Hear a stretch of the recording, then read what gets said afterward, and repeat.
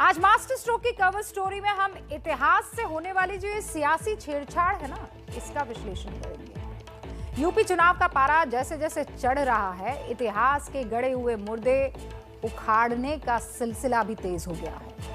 15 दिन पहले अखिलेश यादव ने चुनावी मैदान में जिन्ना की एंट्री कराई और अब ईसा पूर्व तक के इतिहास की खुदाई शुरू हो चुकी है।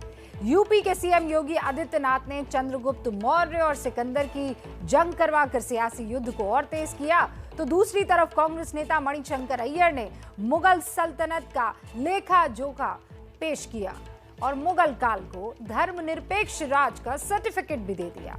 इस तरह यूपी में चुनाव में ancient, medieval and modern history के तीनों कालखंड की किताबें खुल चुकी है।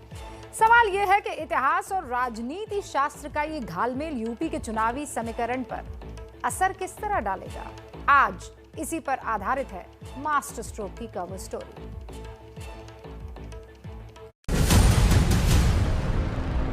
बाबर जो थे वो भारत में मात्र 4 साल रहे, 4 ही साल। हम अकबर को अपना समझते हैं, हम उनको गैर नहीं समझते।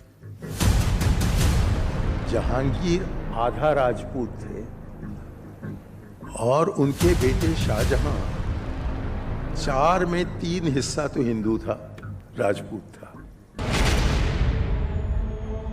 ये नया मुगल नामा है जिसे गढ़ा है कांग्रेस नेता मणिशंकर अय्यर। अय्यर को मुगल इतने प्यारे हो गए हैं कि 80 साल की उम्र में उन्होंने 60 मिनट तक खड़े होकर मुगलों के कसीदे पढ़े, उन्हें अपना बताया और भारतीय करार दिया। जहां मैं मंत्री होने के समय रहता था, उस सड़क का नाम है अकबर रोड और हमारा जो कांग्रेस का ऑफिस है वो भी अकबर रोड पर है। हमें तो कोई इतराज नहीं है। हम नहीं कहते हैं कि नहीं कांग्रेस हैं हम, अकबर रोड पर हम कैसे रह सकते हैं, इसको आप महाराणा प्रताप रोड बना दीजिए। हमने कभी नहीं कहा, क्योंकि हम अकबर को अपना समझते हैं, हम उनको गैर नहीं समझते। मणिशंकर अय्यर के लिए महाराणा प्रताप अपने हो न हो, लेकिन तलवार के दम पर हिंदुस्तान में कत्लेआम करने वाला बाबर और उसका खानदान उन्हें अपना जरूर लगता है। अकबर, जहांगीर और शाहजहां उन्हें पक्के हिंदुस्तानी नजर आते हैं। उनकी शादियां राजपूतों से होती थी। नतीजा ये कि जहांगीर आधा राजपूत थे और उनके बेटे शाहजहां 4 में 3 हिस्सा तो हिंदू था, राजपूत था। वो इस देश के थे। मणिशंकर अय्यर ने अपने मुगलनामे के पन्ने दिल्ली में नेहरू जयंती के एक कार्यक्रम में खोले। मुगलों को दरियादिल और रहमदिल साबित करने के लिए अय्यर के पास एक से बढ़कर एक आंकड़े थे। पहले जरा मणिशंकर अय्यर का मुगलनामा सुन लीजिए। बाबर जो थे तो उन्होंने एक चिट्ठी लिखी अपने बेटे को, अपने ज्येष्ठ बेटे को, जिसका नाम था हुमायूं। उन्होंने हुमायूं को बताया कि यदि आप इस देश को चलाना चाहते हो, यदि आप अपने साम्राज्य को सुरक्षित रखना चाहते हो, तो यहाँ के निवासियों के धर्म में आप दखल न दीजिएगा। 1872 में अंग्रेजों ने पहला सेंसस करवाया और उससे पता लगा कि 666 साल राज करने के बाद मुसलमानों का तादाद भारत में तकरीबन 24% का था और हिंदुओं का 72% का था।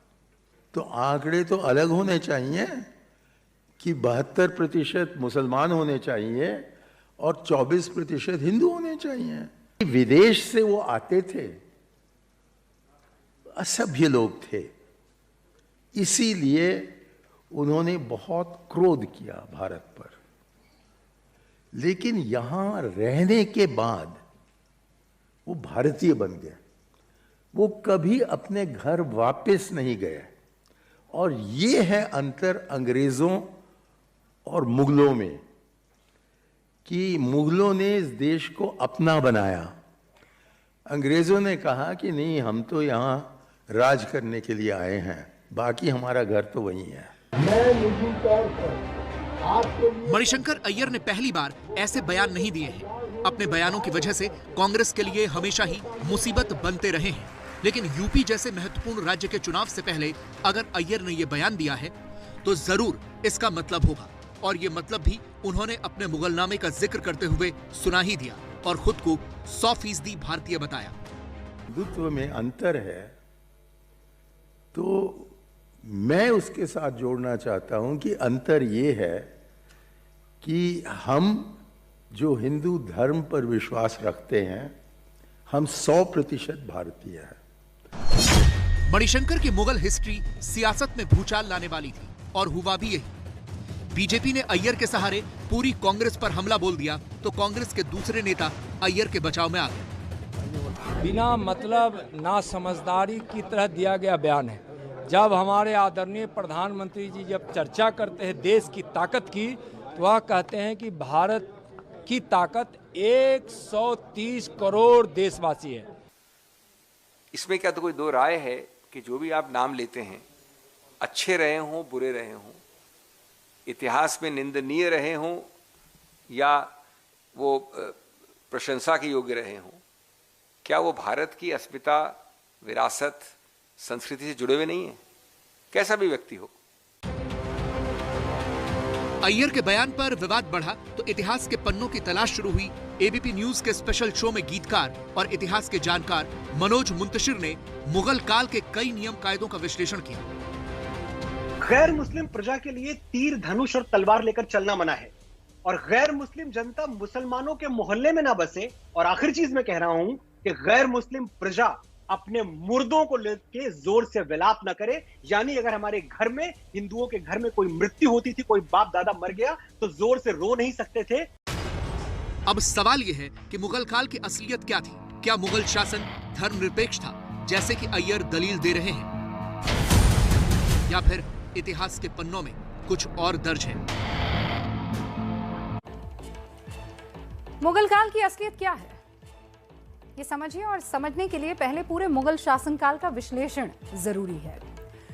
उत्तराधिकारी का नियम ना होने पर पूरा मुगल काल गद्दी के लिए झगड़ता ही रहा। पूरे वक्त मुगलों ने हर उस राजा पर कहर ढाया जिसने उनकी अधीनता नहीं स्वीकारी। ये ऐतिहासिक फैक्ट है कि औरंगजेब ने गैर मुसलमानों पर टैक्स, जिसे जजिया कहा जाता है, वो लगाया था और उसी के शासनकाल में हजारों मंदिर ढाए गए। औरंगजेब ने अपने भाई दारा शिकोह की हिंदू धर्म में दिलचस्पी देखकर उसका कत्ल भी किया था।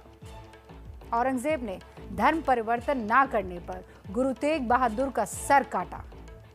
उसने अपने शासन में नृत्य और संगीत प्रतिबंधित किए, कलाकारों पर बहुत से जुल्म किए। मुगलों ने बेहद चालाकी से उन गैर मुसलमानों को उच्च पद दिए जिन्होंने उनकी अधीनता स्वीकार की। और यह भी सच है कि मुगलों ने भारत में कई खूबसूरत इमारतें बनाई हैं। मुगल काल में भारत दुनिया का सबसे अमीर साम्राज्य बना। हमें यह भी नहीं भूलना चाहिए कि आजाद हिंदुस्तान का सबसे बड़ा विवाद यानी अयोध्या का विवाद, वो भी मुगलों की ही देन थी। लेकिन चुनाव आते ही देश में नेता इतिहास को अपने अपने तरीके से नफे और नुकसान के हिसाब से गढ़ने लगते हैं। लेकिन नेताओं के इतिहास पर भरोसा करने से पहले इतिहासकारों को भी आज की तारीख में सुनना जरूरी है। अब ये खास रिपोर्ट। कोई भी यानी रिलीजन से कोई अलग नहीं थी। कोई भी स्टेट, चाहे मुगलों की रही हो, चाहे राजपूत स्टेट्स रही हो, उनका कोई ना कोई रिलीजन था। तो ये कह देना कि अत्याचार आज के संदर्भ में यदि हम मध्यकालीन राज्यों को या उनकी स्टेट्स को एनालिसिस करेंगे तो वो कहीं से कोई इस बात सच नहीं है। 666 साल मणिशंकर अय्यर ने तलवार के जोर पर धर्म परिवर्तन कराने वाले मुगलों की शान में ही कसीदे नहीं पढ़े। मुगल काल से निकलकर उन्होंने स्वतंत्रता संग्राम का इतिहास शुरू किया और फिर जिन्ना गाथा भी सुनाई। पार्टीशन मांगने के पहले जिन्ना जी का बस एक ही मांग था कि 30% हमें आरक्षण दीजिए सेंट्रल असेंबली में। उन्होंने ये नहीं मांगा कि हमें 80 दो या 90 दो, उन्होंने 30% मांगा। वैसे तो जिन्ना भारतीय चुनाव का अभिन्न अंग बन चुका है।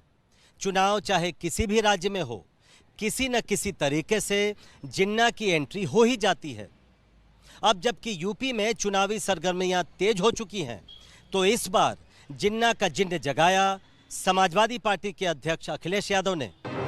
अखिलेश ने अपना जिन्नानामा करीब 15 दिन पहले यूपी के हरदोई में एक सभा में सुनाया था, जिसमें उन्होंने जिन्ना की तुलना महात्मा गांधी, सरदार पटेल और नेहरू जैसे नेताओं से की थी। सरदार पटेल जी, राष्ट्रपिता महात्मा गांधी, जवाहरलाल नेहरू, जिन्ना एक ही संस्था में पढ़कर के बैरिस्टर बनकर के आए। अखिलेश यादव का जिन्ना पर बयान हो या फिर मणिशंकर अय्यर का मुगल काल पर ज्ञान, हर पार्टी अपनी अपनी सहूलियत और समीकरण के हिसाब से इतिहास के पन्ने पलट रही है। और अब तो हालत ये हो गई है कि 70-80 साल पुराने जिन्ना से होते हुई ये जंग ईसा पूर्व तक पहुंच चुकी है। उत्तर प्रदेश के चुनावों में ईसा पूर्व के इतिहास की एंट्री हुई यूपी के मुख्यमंत्री योगी आदित्यनाथ के एक बयान से, जिसमें उन्होंने चंद्रगुप्त मौर्य और सिकंदर का नाम लिया। इतिहास ने अशोक को या फिर चंद्रगुप्त मौर्य को महान नहीं बहुत बताया। किसको बताया? चंद्रगुप्त मौर्य से जो हारा था वह सिकंदर को महान बता दिया। कितना धोखा देश के साथ हुआ है। योगी आदित्यनाथ रविवार को लखनऊ में बीजेपी के मौर्य कुशवाहा सम्मेलन में चीफ गेस्ट बनकर पहुंचे थे। यहां योगी के एजेंडे में पिछड़ों के उस जज्बात को कुरेदना था जिसके मुताबिक इतिहास में उन्हें मान सम्मान नहीं दिया गया। बस इसी एजेंडे को समझाने के लिए सीएम योगी ने 2300 साल पुराने इतिहास की जड़ें खोदी। चंद्रगुप्त मौर्य और सिकंदर का नाम लिया, लेकिन विपक्ष ने उनके इतिहास ज्ञान पर ही हमला बोल दिया। ओवैसी ने लिखा, हिंदुत्व गलत इतिहास की फैक्ट्री है। चंद्रगुप्त और सिकंदर की कभी जंग नहीं हुई।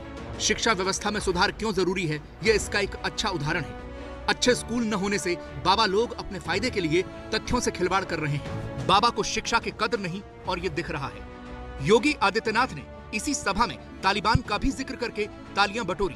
दरअसल ये बीजेपी के चुनावी प्लान का हिस्सा है। इस गणित को समझना जरूरी है। नायकों का जिक्र कर जातियों के सम्मान की लड़ाई बनाना, तालिबान के जिक्र से मुसलमानों के खिलाफ पिछड़ों को बटोरना, गैर यादव वोट बैंक पर बीजेपी की नजर। सच्चाई यह है कि उत्तर प्रदेश के इस चुनाव में जिस पार्टी को पिछड़ों का साथ मिलेगा, सत्ता उसे ही नसीब होगी।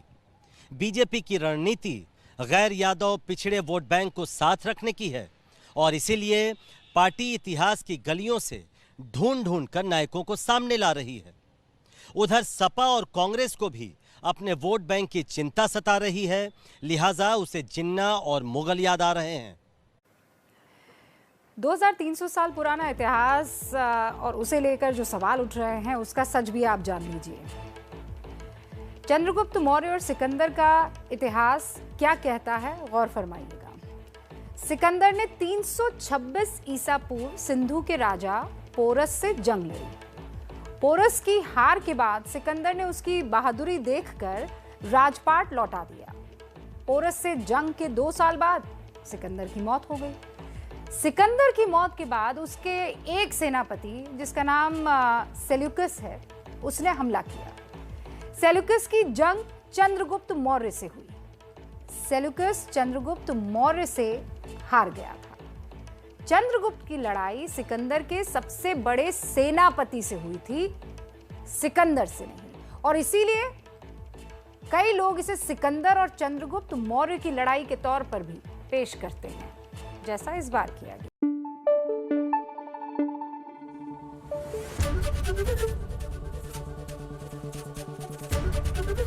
एबीपी न्यूज आपको रखे आगे।